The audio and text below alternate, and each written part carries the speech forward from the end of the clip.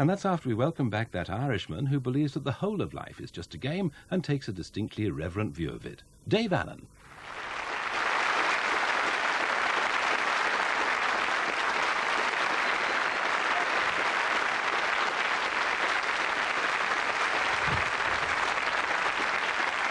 Thank you.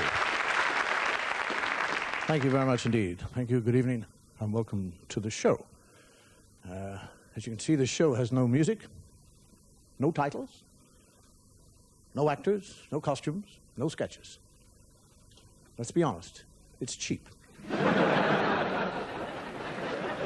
a matter of fact, it's so cheap when it's repeated, I will not be in it. We can't even afford Quantel. Quantel is that television image trickery. It's a kind of visual thing where you'll see a picture of the performer, and all of a sudden he'll turn head over heels, spin around like a top, and the last you see him is in the corner of the screen, disappearing up his own anus. We don't have that. Thank God. How do you like the set?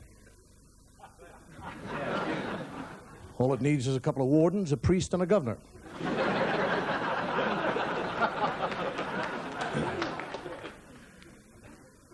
At least some things don't change. There is the nectar, the juice, the fuel. Good health.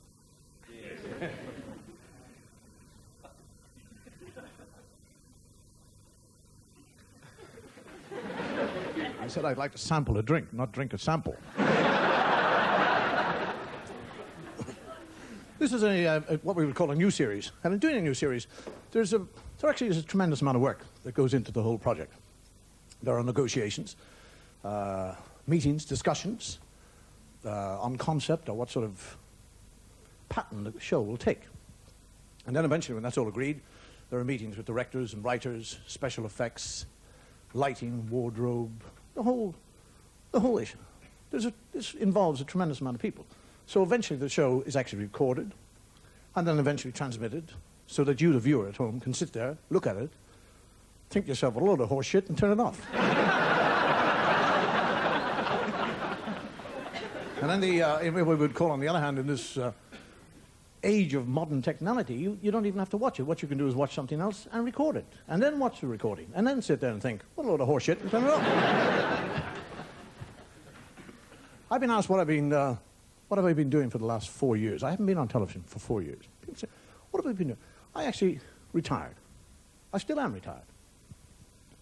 But to keep myself during my retirement in a manner to which I'm accustomed to, I have to work.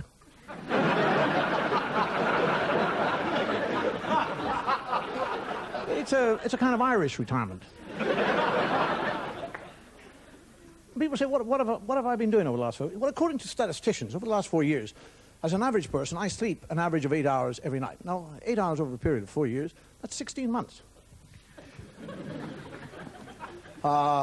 Cooking and eating takes up 3 hours every day, so that's 6 months. Telephoning people 3 hours a day, that's another 6 months. According to statisticians, as a city dweller, I probably spend 3 hours every day slowly maneuvering through traffic jams. So there's another 3 months. Time spent bathing over a 4-year period is 2 months. Shaving is another 2 months. Time spent on the lavatory, 3 months. Not all in one go. So that means I get up in the morning, shave, go to the kitchen, eat, make a few phone calls, get in a traffic jam, come home, have a crap, and go to bed. What else? What else has changed over the last 4 years? Living. Do you realize how dangerous living is now? Do you know that eating food is as dangerous as writing books?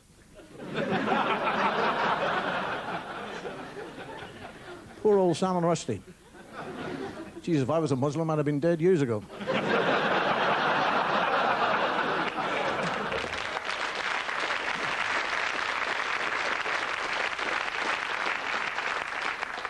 I wonder where he is. He's probably living with Lord Lucan.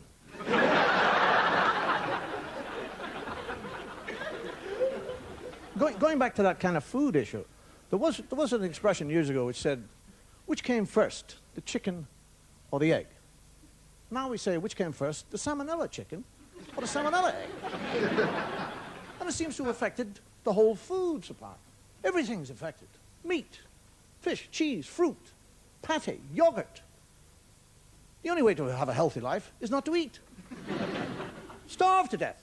At least when you're dying, you know you're not dying of anything serious. I mean, gee, when you actually come down to it, doesn't it come to something? That in this day and age, the only really safe thing we can eat are the worms in the drinking water. There's all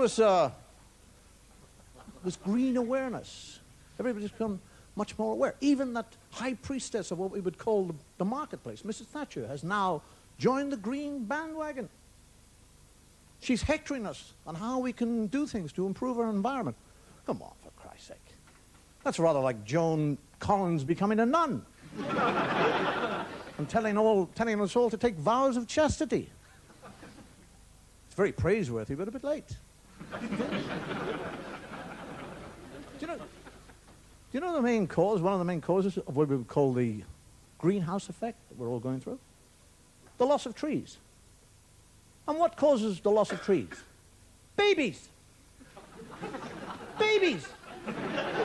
Bloody little crapping babies. Because babies use nappies, and nappies use up trees. 1,500 nappies wipes out one tree. Over a period of 2 years, a baby who uses 6 nappies a day will kill 3 trees. Those little bastards should be got at. Why do we need all these babies? The Pope, it's his fault.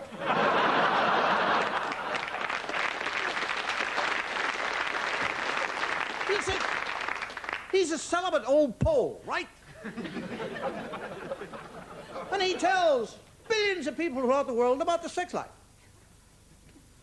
The sole purpose of the sexual life is not for pleasure. It is to propagate, to bring Catholic children into the world. No birth control. No use the pig. No use of the rubber.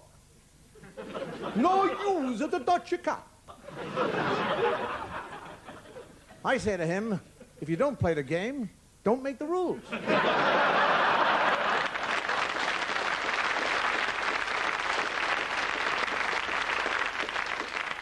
Talking about birth control, I see that America has a new president. I'll do that again. Talking about birth control, I see that America has a new president. I shouldn't have done it the second time. I mean, isn't that Mr. Bush? He's quite extraordinary, isn't he? I mean, most politicians strive for notoriety. He's seeking anonymity. And he's succeeding. Who was I talking about?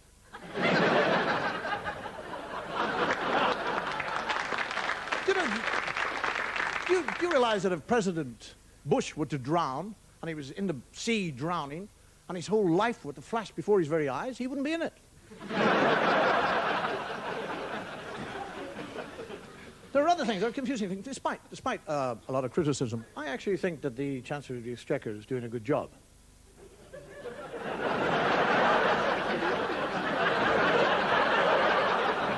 I hope he's there when this show is repeated. Do you know at one time, Britain was in the first 50 debtors of the world, great debtors of the world? Do you know that? Now we're in the top 20. Doesn't that make you feel proud? You're improving.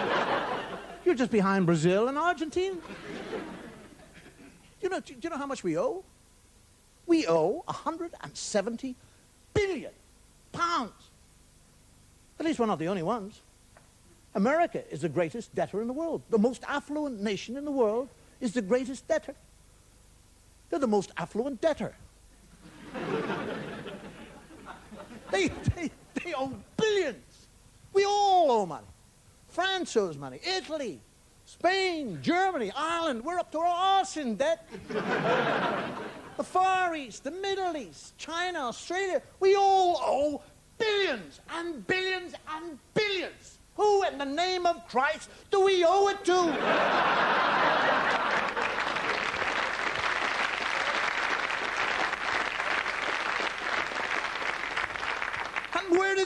from? And then we give other nations aid. We borrow money to give other nations. I mean, it's lunacy. What else has changed over the last 4 years? I've changed. I'm 4 years older. I've gone through what we would call the half century.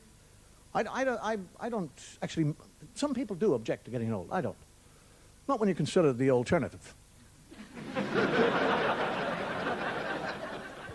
It really is. I mean, it really is my ambition just to get old. I just want to get old. I just want to get older and older and older and older. I actually want to get my telegram from the Queen and keep going.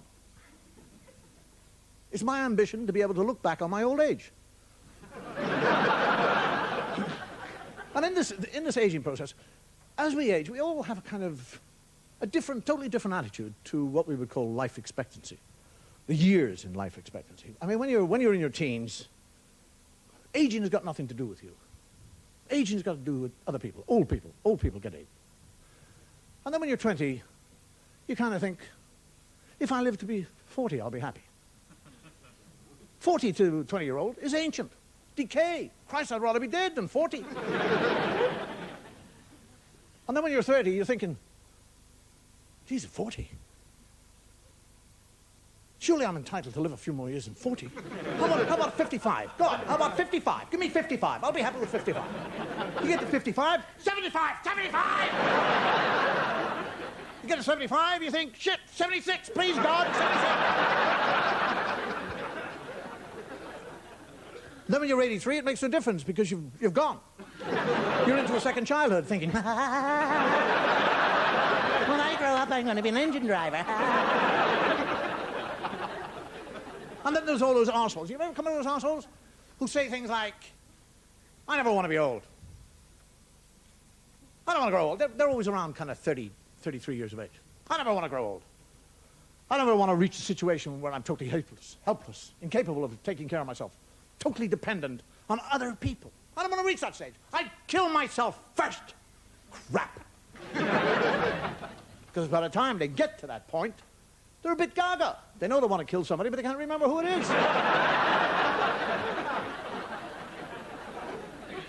And age not only changes you physically, it changes your attitude to life.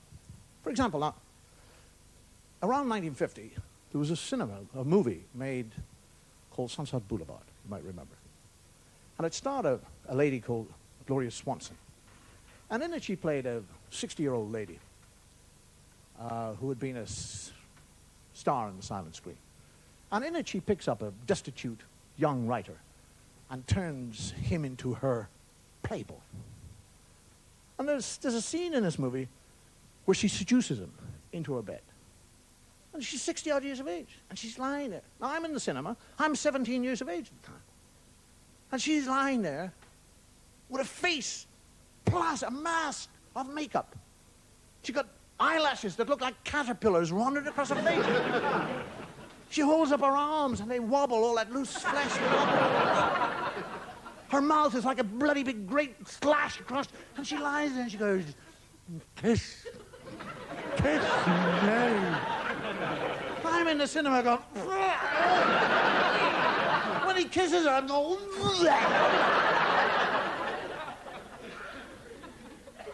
change in attitude. That movie was on television recently. I'm sitting there, they go through that whole scene, she said, kiss me, and I'm thinking, shit, I fancy her.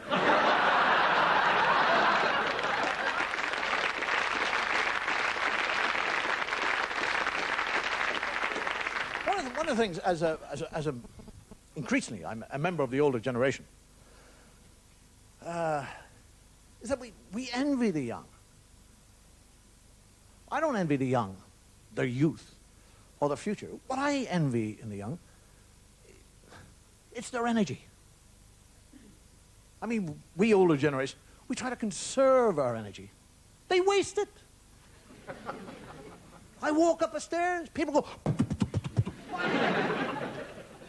I carefully descend stairs. Like a bloody mountain goat gone by me. It's rather like being somebody with limited spending, watching somebody who's got an open checkbook. And the whole thing, I think, I don't mind them having the energy. They don't know how to use it. That's the trouble. They have all that energy, but they don't know how to use it. I know how to use it. I don't have it.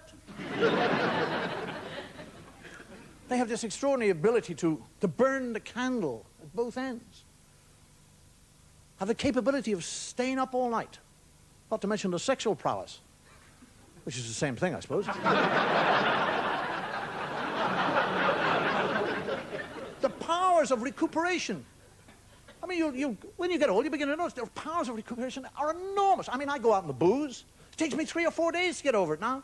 Walking around with blinding headaches, amnesia, nausea, appetite's gone, bloody tadpoles running in front of my eyes.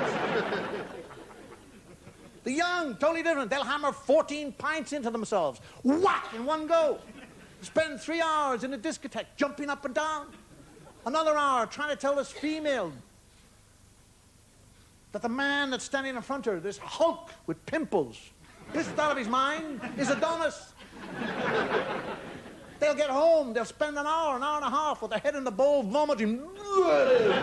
2 hours sleep, they're up, down into the kitchen. Where's the food? And they'll sit there, and half an hour they're going through a box of Crispies, a loaf of bread, pint and a half of milk, 6 eggs and a pound of bacon. They sit there finishing up, scratching themselves, belching, farting, saying, when's lunch?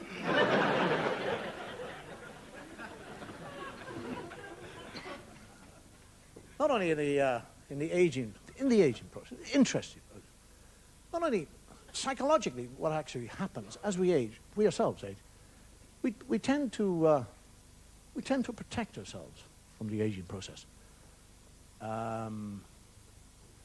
by seeing ourselves in a different age. We all do it. I'm 53 years of age. Now, when I walk down the road, whatever psychological development was in me, I don't really see myself as a 53-year-old. And this happens to us all. We all see ourselves in the age where we feel most suited. I walk down the road, I'm not 53, I think to myself, maybe 30. That's how I think, 30. I'm going down the road swinging, 30-year-old.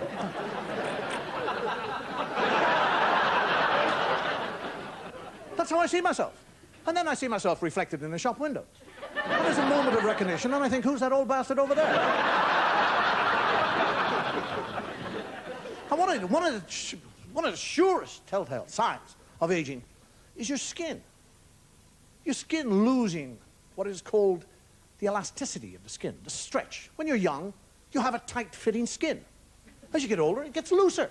Do you remember as a child? Do you remember as a child pulling the skin on the back of your hand? You pull it like that. Pull it right. Let it go. Whack! Straight back. I do that now. Look.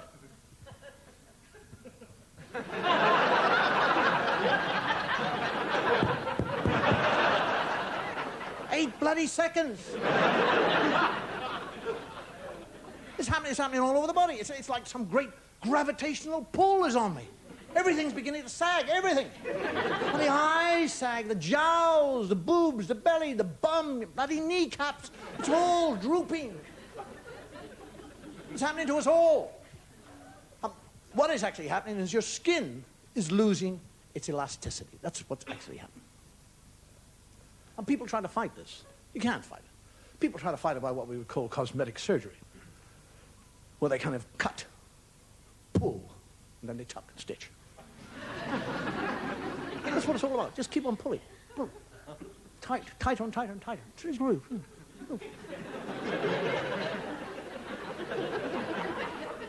Till there's no stretch left. There's nothing left. I mean, you've seen people like Nancy Reagan, haven't you? You've seen Nancy Reagan? She's had something like 5 facelifts. There's nothing left in there. It's pulled tight. She looks like a bush baby on a string. Of Christ's sake. You've seen her standing there. So, pull back. As far as she is concerned, oral sex is finished.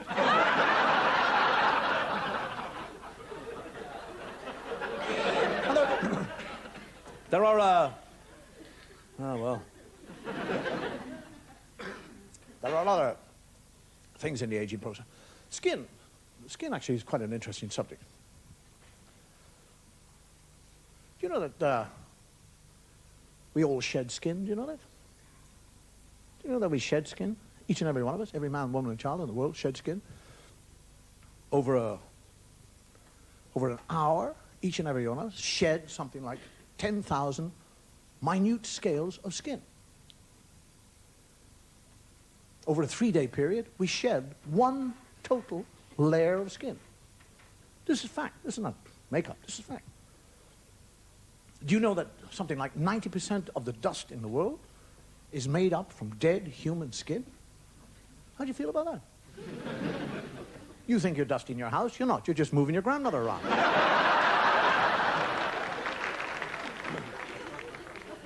And there are other things in the aging process. Is that your eyes start to change. They suddenly go. And you don't realize, that's extraordinary, you don't realize it's your eyesight. I actually thought it was something to do with my arms.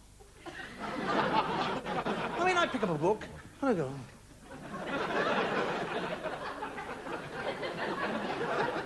So I went to see an optician, and he explained, in that knowledgeable way that they all have, arseholes. Well, it's just a natural change. It's your body evolving. It's nature's way of protecting you. What the hell is that about? Why do you need to see things that are further away when you're old? Surely you need to see the things that are bloody nearer to you. Like the steps, curves, other pedestrian, lampposts. I can see the bus at 300 yards. I can't find a bus stop.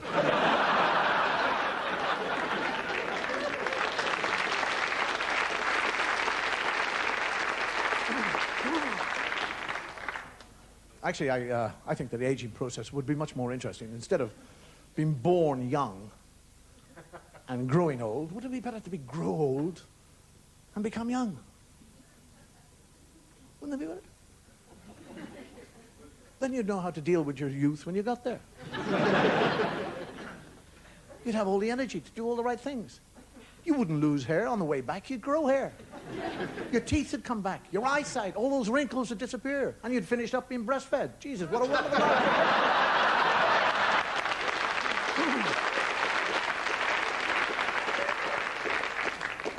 And in this, I suppose, in our lives, this day and age, this time. Time is a transient thing, and yet somehow or another we want to grab a hold of it and keep it. We actually, in reality, talk about saying things like, got to save time. You can't save time. Time's gone. Motor manufacturers will make as a selling point a feature of the car that your car can go from 0 to 60 in 5.8 seconds, thereby saving you 2 seconds. And people actually get wrapped up in this. They talk to each other. Does your car really go from... Does it really go from 0 to 60 in 5.8 seconds? Yes. Yes, it does. Shit, I wish I had a car like that. You really saved 2 seconds? Yes, last week I saved 1.5 minutes. Well, it becomes talking points. You see people racing around the country. People don't see the country, don't see things, don't experience things. They get in the car.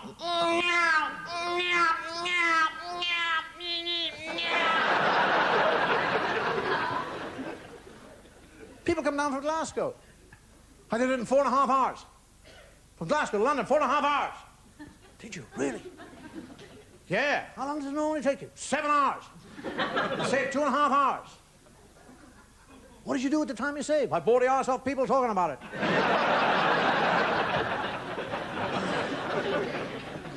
The kitchen is a great area for time saving.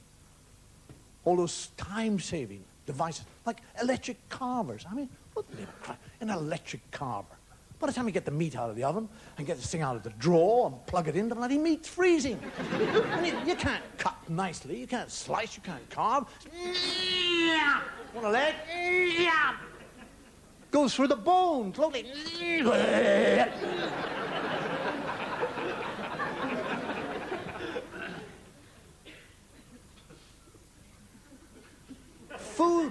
Food blend. What do they call processors? What are they called? Food processors?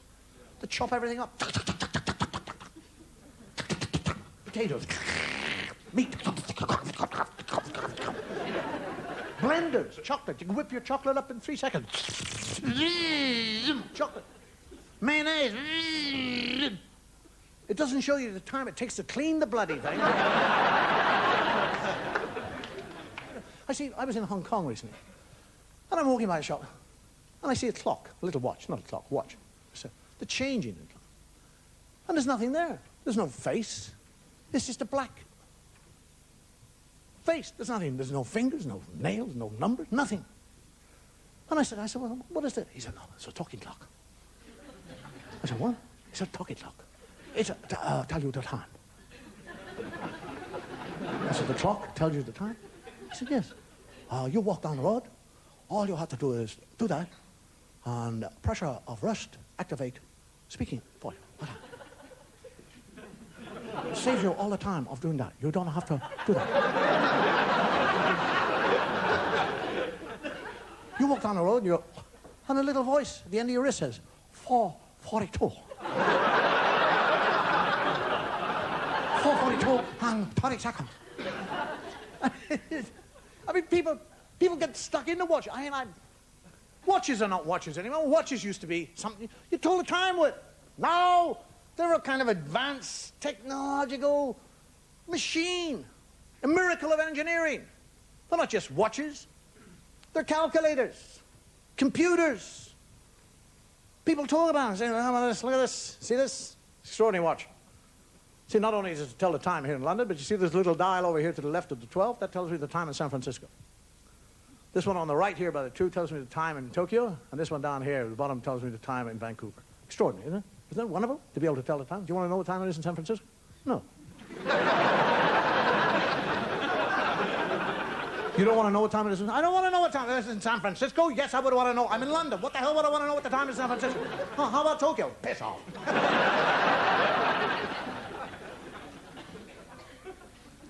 It's a calculator. Really? Yes. Wonderful. It's a musical box, memory bank. And they'll say things like, when's your birthday? And you go, 6th of July. All right, just a second.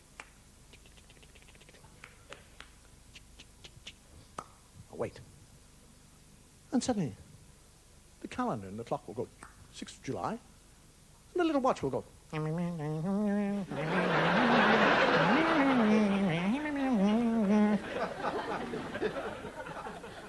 The stopwatch. Stopwatch. I said, what do you want a stopwatch for? He said, well, it's very handy if I'm doing something. And I like to know how long it takes me. When I started, I just pressed the button. And when I finished, I go, I said, well, like what? He said, well, I'm making love. When I'm making love, it's very interesting to see how long I take to make love. Just before I enter, I go. And when I finish, I go 3.5 seconds.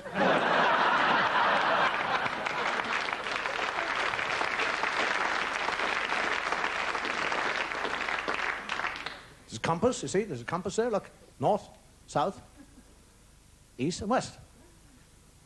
No. Why do you want to know? Why do you want to know? What do you want a compass for? On your watch. He said, well, it's very handy. I'd like to know where I'm going, which direction I'm going. When I'm making love, I can go north by northwest, west, south, south, south, by east, west, north.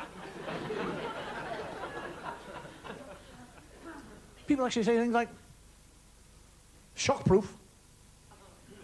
Shockproof. I'm going to get one of those shockproof watches and go, the Pope's a poof.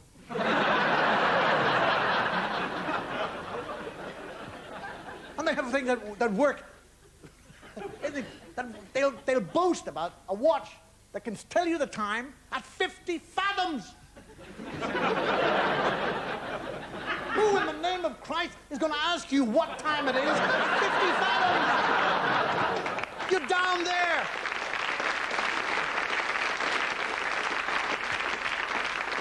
You're in the murk, the gloom.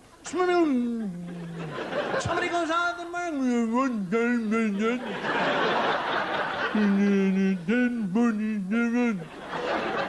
Would you like to know what time it is in San Francisco?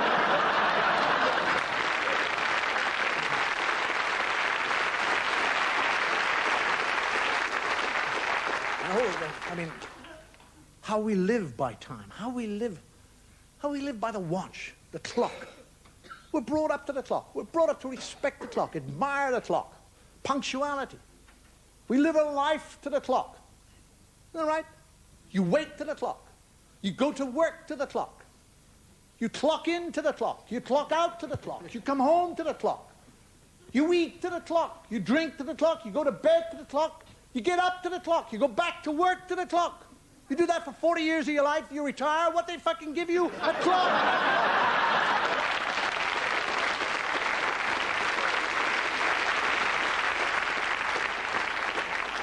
Ladies and gentlemen, I've come to the end of my stay on stage tonight. Thank you for listening. Whatever God you support, may he go with you. Good night. Thank you.